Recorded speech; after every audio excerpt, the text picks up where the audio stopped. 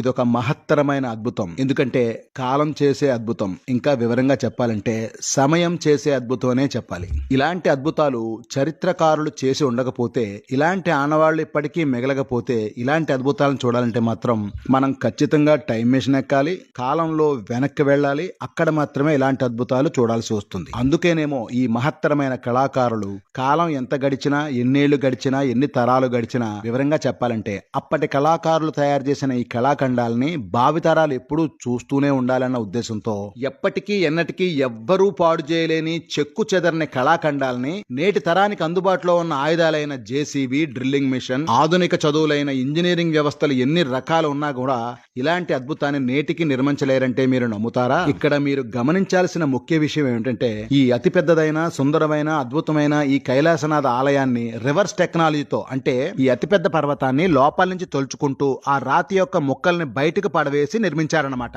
మీరు ఆశ్చర్యపోయే ఇంకో విషయం ఏమిటంటే కేవలం ఒక సుత్తి, సేన, కొన్ని చెక్క ముక్కలను ఉపయోగించి కొన్ని వేల మంది కళాకారులు తరతరాలుగా, అంటే 6వ శతాబ్దం నుండి 10వ శతాబ్దం వరకు, ఇంకా వివరంగా చెప్పాలంటే 400 సంవత్సరాల పాటు ఒకే పర్వతంలో ఒకే శిలను తొలుచుకుంటూ 4,50,000 టన్నుల రాతి మొక్కలను బయట పడవేస్తూ నిర్మించారండి.